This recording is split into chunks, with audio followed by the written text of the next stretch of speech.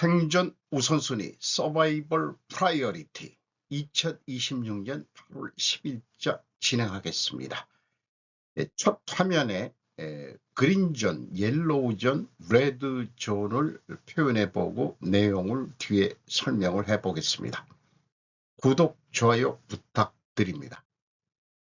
오늘의 편집 내용입니다.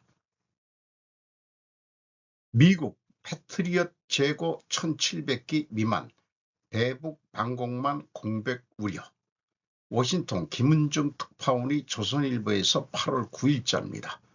한국 등서 방공 전술자산 중동 이동. NYT 북과 전쟁 시 주한미군 취약. 미국이 대이란 군사작전으로 전력을 소모하면서 핵심 방공 체계인 패트리엇 PAC-3 미사일 재고가 1700기 미만으로 떨어진 것으로 나타났다고 뉴욕타임즈가 8일 보도했다.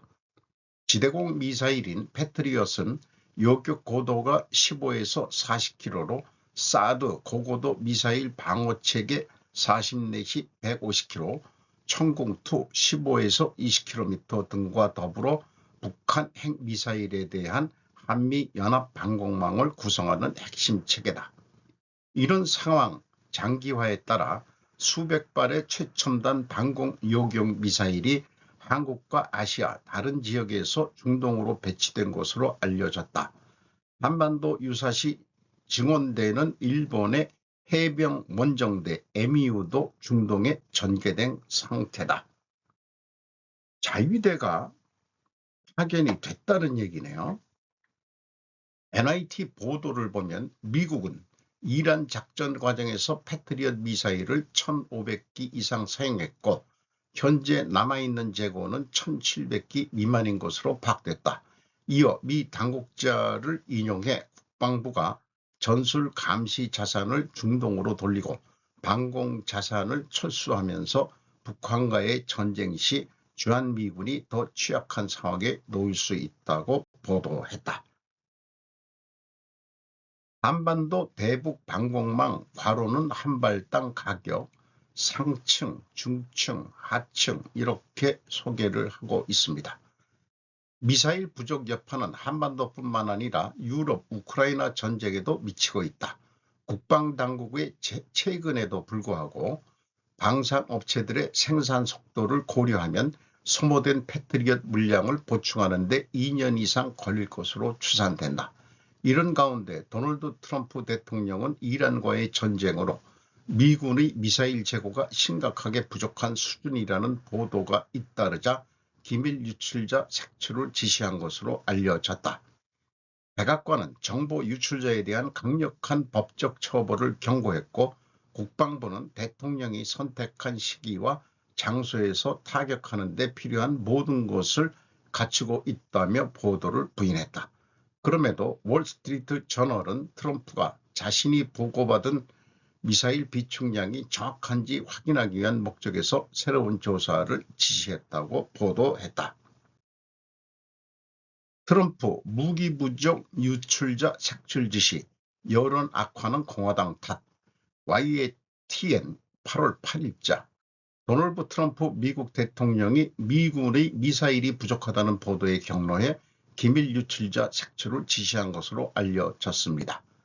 트럼프 대통령은 어제도 미군이 막대한 규모의 탄약을 보유하고 있고 무제한 공급이 가능하다고 주장하며 미사일이 부족하다는 보도에 반박했는데요. 다른 종류 탄약은 조금 더 빠듯하지만 매일같이 새 물량이 들어오고 있습니다. 아시다시피 우리 방산업체들은 지금 역사상 어느 때보다도 많은 생산 시설을 건설하고 있습니다. 월스트리트 저널은 트럼프 대통령이 미군의 탄약 재고 부족 보도가 버티기에 나선 이란에 대한 협상력을 약화하고 핵 프로그램 폐기 목표를 달성할 수 없게 될 것이라며 불만을 터뜨렸다고 전했습니다. 트럼프 행정부는 의회에 1조 5천억 달러의 국방 예산을 요청했지만 예산이 확보되더라도 실제 납품이 이루어지기까지는 몇 년이 걸려 무기 부족 문제가 계속될 거라는 분석이 나오고 있습니다. 트럼프 대통령은 오늘 미국 광업 관련 원탁회의에서 이란 전쟁과 관련한 언급은 한마디도 하지 않았습니다. 피트 헤그세스 미 국방장관은 지난달 21일 기준 이란 전쟁 비용이 370억 달러가 들었다며 의회에 추가 예산 확보를 촉구했는데요. 무디스 애널리틱스는 미국 가구당 1,000달러 약 141만 원을 추가로 지출하고 군사 비용으로 인해 250달러 약 35만 원의 세금으로 더 발생할 거라고 내다봤습니다. 이 미국의 광업 관련 원탁회의는 기초 히토류 등 전략물자, 이 포탄이나 무기를 만드는 데 들어간 전략물자 자원을 미국 내에서 또는 동맹국들이 다 생산하게 만드는 그런 거에 투자를 또 하는 거죠. 전쟁부가 직접 자본을 투자하는 경우도 있어서 한국으로 치면은 고려 아연이 미국 테네시주에 종합재련소, 비철재련소를 짓는 것도 소개된 바가 있습니다. 알랑 NIT 기사 하나만을 베껴 보도하는 한국 언론의 수준이라고 제가 제목을 붙여봤습니다. 미국 패트리엇 재고 1700기 미만 북과 전쟁 시 주한미군 취약. 조문규 중앙일보 8월 9일. 이란과 전쟁을 치르고 미국의 무기 재고가 우려스러운 수준까지 줄어들면서 중국과 러시아가 대담한 행동에 나설 수 있는 조건이 될 수 있다는 분석이 나왔다. 무기 소진과 관련 미 국방부는 자국 방산업계의 신속한 무기 생산 확대를 압박하고 있다. 미 패트리엇 재고 1700기 미만 주한미군 취약해질 수 있어. 박재현 SBS 8월 9일자입니다. 미국 패트리엇 재고 1700기 미만 대북 태세 우려. KBS 뉴스 8월 9일자입니다. 한국 배치 미사일까지 중동 갔다. 1500발 쓴 미국 북과 전쟁 시 주한미군 취약 우려. 한국일보 8월 9일자입니다. 한국 등 아시아 지역의 물자를 중동 재배치 이런 식으로 여러 한국 언론의 무기가 지금 부족하다. 패트리엇 재고가 떨어졌다. 이런 것을 베껴다가 쓰면서 날르고 있습니다. 미국 좌파 언론들도 그렇고 그것을 주장하는 게 무슨 의도인지 저희가 매우 의심스럽습니다. 지금 재고가 얼마 남았다고 하는 게 중요한 게 아니다. 이스라엘 골드렛 박사가 미국에 먼저 재학이론 경영을 심었다. 재고 관리는 재고 보충 시스템으로 관리한다. 미국이 이것을 고려하지 않고 전쟁을 일으킬 바보는 아닐 것이라고 저는 생각합니다. 물류 관리는 전쟁의 기초이기 때문이죠. 재고 버퍼 관리는 그린존, 옐로우존, 레드존으로 구분하여 안전하며 안전재고도 설정한다. 방산기업들이 특히 록히드 마틴이 이런 경영을 분명히 할 것으로 보입니다. 아니면 진짜 문제죠. 미국 언론이나 그것을 베껴 쓰는 한국 언론은 미국 전쟁부의 재고 보충 시스템을 추가로 취재해 보기를 권고하는 바이다.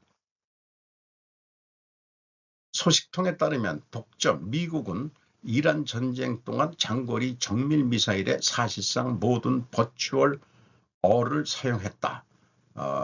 요게 8월 제가 6일자 인용을 한 것을 다시 가져왔습니다. 그 중에서 앞부분은 생략하고요. 다시 한번 네 번째 사람이 증언한 내용을 소개합니다. 정밀 무기의 높은 사용에도 불구하고 미국이 재보급할 수 있다고 말했습니다. 중동에서 미군을 감독하는 중부사령부는 전 세계 미군 물자에서 재장전할 수 있었다고 이 관계자는 말했습니다. 이 기사를 위해 인터뷰한 출처들은 익명을 조건으로 말했습니다. 에이텍컴스와 PRSM을 만드는 록히드 마틴은 탄도미사일 사드 시스템과 함께 트럼프의 발언이나 공급 수준에 대한 질문에 즉시 응답하지 않았습니다. 응답할 필요가 없는 거죠. 왜 군사 비밀을 언론에 얘기하겠느냐?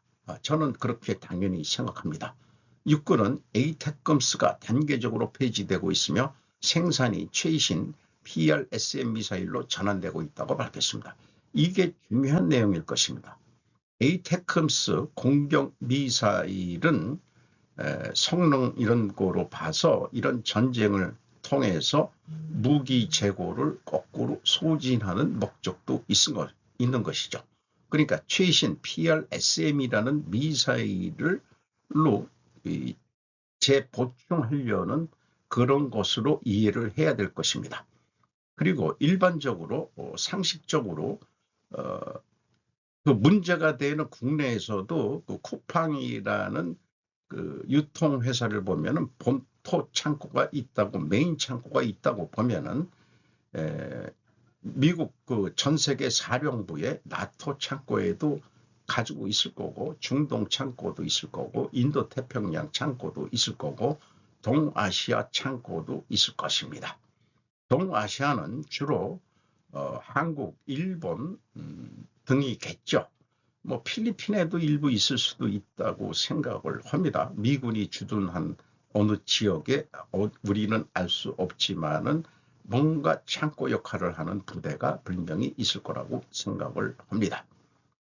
그리고 여기 위에서도 중부 사령부가 중동을 관장한다면은 이 창고별로 서로 교류를 해서 서로 필요할 때 부족분은 채워줄 수 있고, 이 각각의 창고에서 부족 나간 재고분은 보충하는 것은 본토 창고와 또 연결해서 유기적으로 재보충을 하는 시스템이 돌아갈 것으로 저는 생각합니다. 이 사진은 2025년 8월 27일 독일 운텐스 루이스에서 탄약 제조업체 라인메탈의 새로운 포병 공장이 개장하는 동안 육군 전술 미사일 시스템 에이태컴스가 전시되고 있는 사진을 보도를 했습니다. 엄청 두껍죠. 다 요즘 공격용 미사일은 이렇게 되어 있는 것 같습니다. 북한, 러시아의 3만 내지 5만 명 파병, 젤렌스키 대통령이 지적, 현대전 경험을 쌓게 된다. 8월 9일자 밀본 FNN 프라임 온라인입니다. 우크라이나의 젤렌스키 대통령은 북한이 3만 명에서 5만 명의 군인을 러시아에 파견하기로 했다고 말했습니다. 젤렌스키 대통령은 8일 우크라이나 TV 프로그램 인터뷰에서 말한 내용을 SNS에 올려 북한의 러시아 파병에 대해 처음에는 수백 명, 다음에는 수천 명이었지만 지금은 3만 명에서 5만 명을 파견하기로 했다고 말했습니다. 또 북한은 러시아와의 협력을 통해 현대전 경험을 쌓게 될 것이라고 지적하고 향후 아시아 국가의 위협이 될 수 있다고 경고했습니다. 또한 러시아로부터 무기 생산 라이센스와 다양한 군사 장비를 얻게 될 것으로 보고 있습니다. 그러면서 북한과 대치하는 한국에 대해 우크라이나와 보다 긴밀한 협력을 할 것을 촉구하고 부족한 방공 시스템 등의 지원을 촉구했습니다. 그래서 조선의 탄도미사일 KN-23, KN-24를 요격할 천공2를 보내달라는 요청이죠. 우크라이나에서 조선 한국전쟁의 서막이 시작되고 있으며 한국군도 현대전 경험을 하려면 간접 경영이라도 해야 되지 않겠느냐. 공짜로 주는 거는 절대 아닐 것입니다. 윤 대통령 집권 시 포탄이나 이런 것들을 그게 뭐 155mm 포탄 뭐 80만 발인가 그것을 직접 팔지를 않고 미국에 팔고 미국은 그것을 우크라이나에 지원하고 바이든 정권 때죠. 우리는 그것을 또 보충 생산을 했을 것입니다. 이재명 좌파 정권은 천공을 우리에게 안 팔려고 할 걸이라고 걱정스러운 얼굴을 하는 젤렌스키 대통령인데, 그러나 속으로 이런 얘기를 하는 거죠. 우크라이나 재건의 기회를 얻으려면 팔아야 하지 않겠소? 라고 젤렌스키가 요구할 수 있을 것 같습니다. 뭐 떡부터 먹으려는 우크라이나 재건에 한국이 참여한다 어쩌고 저쩌고 그런 얘기 있는데 그게 무슨 대가가 있어야 그게 기회가 생기는 거지. 미 일중 스파이전과 태평한 한국, 이것은 어저께 제가 참고 자료를 했는데 제가 스스로 다시 소리내어 읽어서 어저께는 그냥 참고 자료로 나열했고 시간상 오늘은 제가 소리내어 읽어서 제 스스로도 다시 이해를 해보려고 합니다. 김정민 국제전략연구소 8월 8일자입니다. 구체적인 지시가 아닌 암시식으로 하는 형태, 무책임한 자세, 능수능란하다. 이게 공산당 방식이다. 절대지조는 절대 실수하지 않는다. 실수는 밑의 시다바리들이 잘못한 것으로 처벌하는 것이다. 딱 이재명이 그렇게 하고 있다. 민주국가에서는 확실히 해야 함에도 불구하고 말이다. 문제되면 발 빼려는 작태이다. 대장동 사건도 마찬가지다. 불평등 완화 법안, 세금 올리기 작전 아니냐. 부자들의 세금을 거두어서 자기들끼리 이권 사업에 돈을 쓰겠다는 것. 하향 평준화 전형적인 공산국가가 하는 방법이다. 한국 부자들이 해외로 나갈 수밖에 없다. 그래서 해외 송금 못하게 할 것이다. 중국처럼. 3년인 발언 국민 여론 반응 보는 트럼프. 이걸 똑같이 하는 이재명. 이재명 버리는 일은 아웃사이더에서 할 수 있는 일이 아니다. 세력이 있어야 가능한 것이다. 민주당이 커지는 것은 결정적 계기는 김대중 대통령 때부터이다. 이것은 통일교가 지원했기 때문이다. 민주당은 통일교와 밀접한 관계가 있다. 남북 교류할 때 그 대병에 통일교가 해준 것이다. 이재명 대통령 되고서 통일교 박살을 내고 있다. 이게 어떻게 한일 양국에서 가능한 일인가? 일본의 극우 정부와 한국의 극자 정부가 왜 같은 행동을 하는가? 극과 극은 같은 편인가? 가로 열고는 제가 넣어봤습니다. 성남시장에서 단기간에 대통령이 된 이재명, 그 배후 지원 세력은 과연 누구일까? 민주당 내 친명계와 친문계가 계통이 다르다. 원래의 민주당의 뿌리를 날리고 있는 중이다. 대한민국의 정치를 좌우로 나누어서 해석해서는 답이 나오지 않는다. 기존의 글로벌리스트의 뿌리를 뽑아내고 있는 중이다. 마치 트럼프처럼 트럼프도 기득권 세력들을 트럼프가 싹 밀어내고 있는 것이 공통점이다. 그 뒤에 도와주고 있는 세력은 누구인가? 전통적 20세기가 글로벌리스트 세대 교체가 될 것이다. 거물들이 거의 고령화되고 사라졌다. 조지 소로스 중간선거에서 민주당 지지하지 않았다. 신세계 질서의 협력자가 이재명이 일 수 있다. 새로운 시대에는 새로운 화폐를 만들고 있다. 정부 기관에서 정보를 누출시켰는데 가만히 있는 이재명 정부. 왜 미국 기업만 족치고 있는가? 일관성이 없다. 한국이 중국 쪽으로 간다고 하면 미국이 가만히 있지 않을 것이다. 미국이 한국을 관할함으로써 중국이 동해로 진출하지 못하고 있는 것이다. 한국이 그런 역할을 하는 것인데 한국이 중국에 쏠리면 미일이 물리적으로도 가만히 있지 않을 것이다. 육해공군 통합하는 것은 한국 군대를 와해시키는 공작이다. 중국화가 되는 것을 막으려면 많은 테러 활동이 일어날 것이다. 그게 중국 애들이 아닐 수도 있다. 반중 감정이 일어나도록 할 것이다. 중국인들이 광화문 광장에서 시위한다면 대한민국 대혼란이 일어날 것이다. 그래서 우려가 된다. 범용공 중공원들이 많이 산다. 중국인 한국 내에 서는 활동이 노출되지 않게 한다. 뼈 출신들도 있다고 볼 수 있겠죠. 통일 전선 전략 조용히 은밀한 작전이다. 절대 노출되지 않게 작업을 하고 있다. 중국인들이 해외에서 민망한 짓들을 왜 들키게 할까? 중국의 세력 확장은 반대한다. 반중 정서 퍼지는 것은 좋은 것이다. 많은 것들이 스파이전이 일어나고 있다고 본다. 일반인들을 대상으로 간첩 활동을 한다. 목적은 2028년 동북아시아 전쟁 빌비 만들기. 한국도 후보지 중의 하나임은 분명하다. 미일대 삼각동맹은 매우 강하다. 남중국해 동맹관계도 탄탄하다. 하지만 한국은 물음표를 붙일 수밖에 없다. 한미일 군사동맹 명확치 않다. 한국 방어선이 약하다고 생각하면 자기 진영부터 손볼 수밖에 없다. 앞으로 한국에서 많은 사건 사고가 날 것이다. 민심을 흉흉하게 만들 것이다. 중국이 가만히 있을까? 한국 내 엄청난 스파이전이 일어날 것이다. 사람들 많은 곳에 여론을 만들 것이다. 한국이 약한 고리가 되었다. 한국이 제약이 되었다. 그래서 폭풍전야다.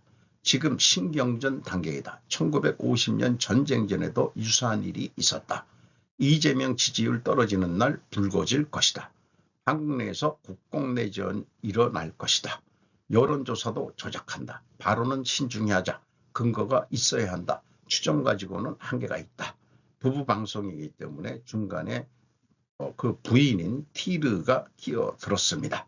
발언이 너무 이 상관관계 추노로 비약을 하다 보니까 이런 얘기를 또 아니 여보 당신 너무 좀 나가는 거 아니야? 이런 것 같아요. 좌파 유튜버 본 적이 있는가? 그것도 봐야 한다. 거의 일관된 정청래와 김민석 민주당 경선이 다 주제다. 서로 음해하는 방송 주제이다. 김민석이가 친 이재명은 아니다. 그런데 왜 민석이를 미는가? 김민석 세력 없다. 송영길도 마찬가지다. 둘 다 만만한 자들이기 때문이다. 정청래도 파벌은 없다. 친문계가 정청래를 밀어주고 있다. 정이 대표되는 세력이 되기에 밀어내려고 하려는 것이다. 우파의 스폰서가 원하는 것은 무엇일까? 만물은 돈으로 움직인다. 돈줄이 끊기지 않기 위해 움직일 수밖에 없다. 우파의 투자 이력. 우파 채널들 별로 정상적인 사람들이 없다. 거기에 간첩이 스며들게 되어 있다. 미일 극우 대화에 코리아 패싱이 있다.